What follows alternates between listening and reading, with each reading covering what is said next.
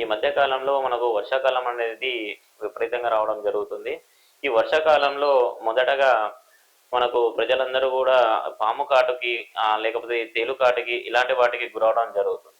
పొలం పని చేసుకునే వారు కావచ్చు, ఇంటి పక్కన ప్రదేశాలు నీటిగా లేని వాళ్ళు కావచ్చు, ఇలాంటి వాటికి ఎక్కువ గురవడం జరుగుతుంది.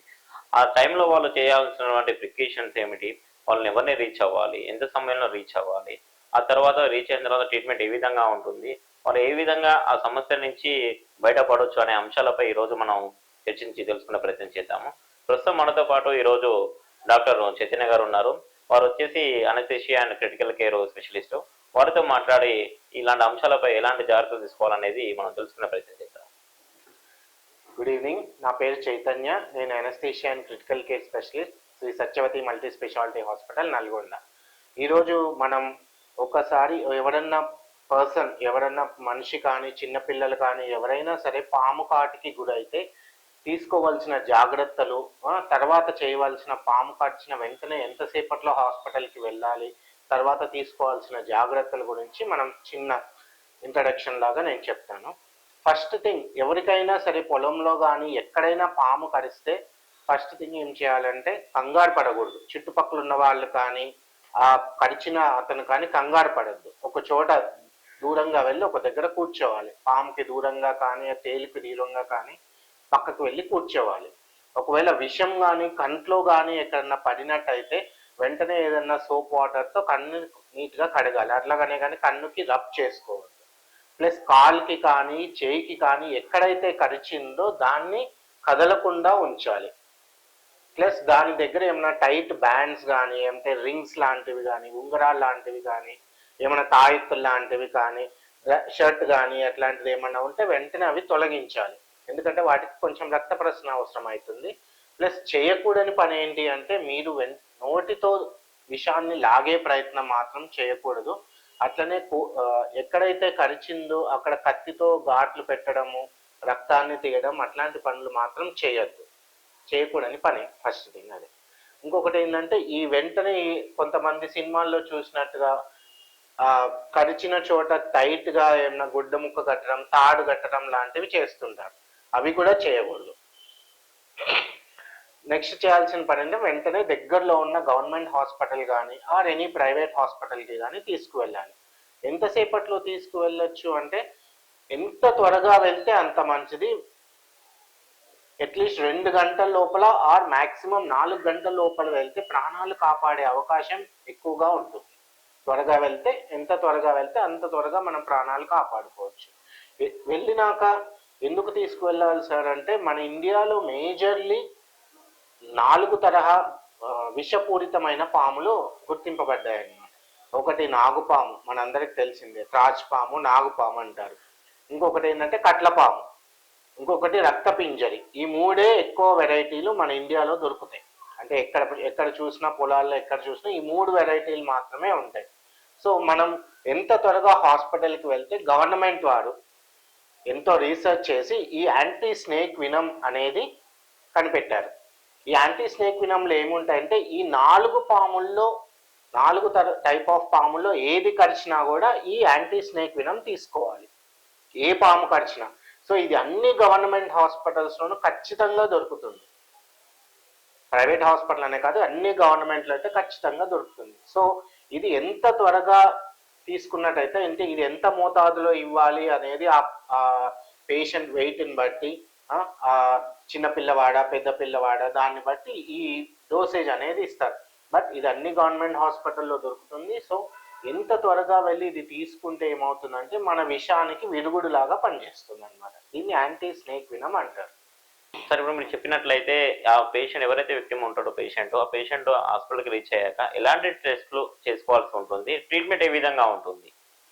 మనకి 2 రకాల విషం అనేది ఒంట్లోకి ఎక్కుతుంది అనమాట. ఒకవేళ నాగుపాము, కట్లపాము కరిచినట్టయితే కనుక మనకి ఒంట్లో నరాల మీద ఎఫెక్ట్ ఎక్కువ ఉంటుంది ఆ విషయం ద్వారా. అదే రక్తపింజర అయితే రక్తం మీద ఎక్కువ ఎఫెక్ట్ చూపిస్తుంది.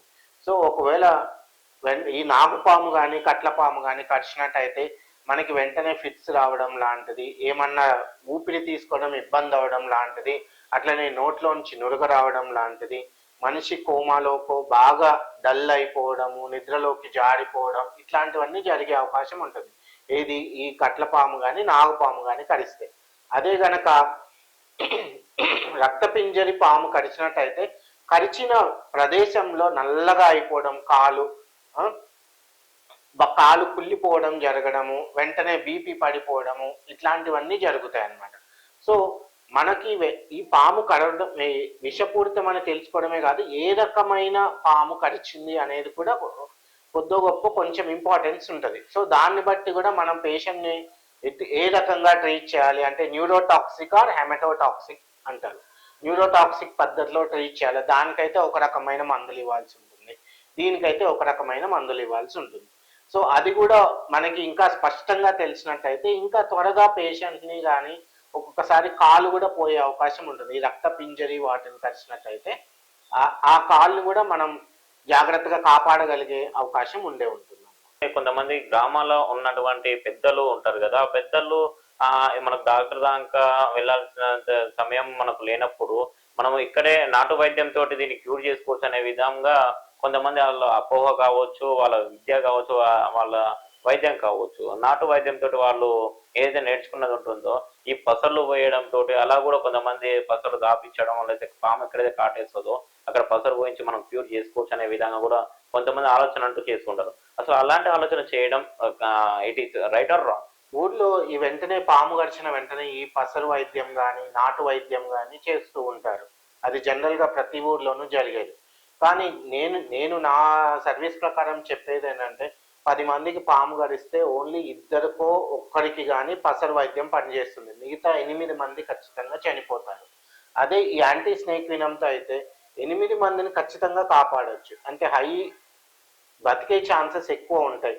ఓన్లీ ఇద్దరు మాత్రమే లేటుగా రావడమో లేదా పాము ఎక్కువ విషం ఆయన ఒంట్లోకి ప్రవేశించో అలా చనిపోయే అవకాశం ఉంటుంది. కానీ 10లో ఈ యాంటీ స్నేక్ వినం ద్వారా 8 మందిని అయితే ఖచ్చితంగా కాపాడవచ్చు. అదే నాటు వైద్యం అయితే 10 మందిలో ఇద్దరిని మాత్రమే కాపాడగలం, మిగతా 8 మంది చనిపోతారు. సో నా అనుభవం ప్రకారం నేను చెప్పేది ఏంటంటే వెంటనే దగ్గర ఉన్న గవర్నమెంట్ హాస్పిటల్ కానీ మీ దగ్గరలో ఉన్న ఏ హాస్పిటల్కైనా వెళ్ళి యాంటీ స్నేక్ వినం తీసుకోవాలనిగా నేను కోరుకుంటున్నాను. విన్నారు కదండి, ఇప్పుడు మనకు డాక్టర్ చైతన్య గారు చాలా చక్కగా వివరించడం జరిగింది. పాము కరిచిన వెంటనే ఎవరు కూడా భయంభ్రాంతులకు గురి అవ్వకుండా వాళ్ళు ఒక చక్కని ఆలోచన అనేది చేయాలి. తొందరపాటుతోటి వాళ్ళు సార్ చెప్పిన విధంగా ఇప్పుడు కొంతమందిలో చూసుకుంటే పాము కరిచిన వెంటనే ఆ విషయం ఏదైతే ఉంటుందో అది బాడీ మొత్తం స్ప్రెడ్ అవుతుంది అనే ఆలోచనతోటి వాళ్ళు అపోహతోటి స్ప్రెడ్ కాకూడదు అని చెప్పేసి వాళ్ళు మిగతా పాటలో వాళ్ళు కట్టడం జరుగుతూ ఉంటుంది. అలాంటిది అస్సలు చేయకూడదు అని చెప్పేసి చాలా చెప్తున్నారు. అదేవిధంగా ఏ పాము కరిచింది అనేది ఐడెంటిఫై చేస్తే చాలా మంచిది, దాని దగ్గర ట్రీట్మెంట్ వెంటనే ఇవ్వచ్చు అనేది ఒక పాయింట్ సార్ చెప్తున్న విషయం. ఆ తర్వాత with in fraction of 2 to 4 hours మనకు హాస్పిటల్ కనుక రీచ్ అయ్యి ఉంటే వెంటనే ఆ పేషెంట్ ప్రాణాలు అనేది చాలా ఈజీగా కాపాడగలుగుతాము. సో మనం 2 to 3 hours మధ్యలోనే మనకు ఆ పేషెంట్ని హాస్పిటల్ తీసుకునే ప్రయత్నం అయితే మనం చేయాలి అనేది కూడా సార్ తెలియజేయడం జరిగింది. అదేవిధంగా ఏ పాము కరిచినా కూడా ఎవరు కూడా ఆందోళన చెందకుండా వాళ్ళకు ఈవెన్ గవర్నమెంట్ హాస్పిటల్లో కూడా ఒక మనకు మెడిసిన్ అయితే గవర్నమెంట్ అనేది తీసుకురావడం జరిగింది. ఆ మెడిసిన్ అయితే అందుబాటులో ఉంటుందనేది కూడా సార్ తెలియజేశారు. సో ఎవరు కూడా సొంత ప్రయత్నాలు చేయకుండా, నాటు వైద్యాలు చేయకుండా వెంటనే హాస్పిటల్కి వెళ్ళే ప్రయత్నం మాత్రం చేయండి. అదేవిధంగా ఆ పాము ఏదైతే కలుస్తుందో మ్యాక్సిమం ఐడెంటిఫై చేసే ఆలోచన వైపు చూడండి. నాటు వైద్యానికి కొంచెం దూరంగా ఉండి మీరు దగ్గర పాటులో ఉన్న హాస్పిటల్స్ కానీ లేకపోతే మీ దగ్గర పాటులో ఉన్న క్లినిక్స్లో కానీ వెళ్ళి మీరు అప్రోచ్ అయ్యి సజెషన్ తీసుకుంటే మంచిదని చెప్పేసి సార్ తెలియజేయడం జరిగింది.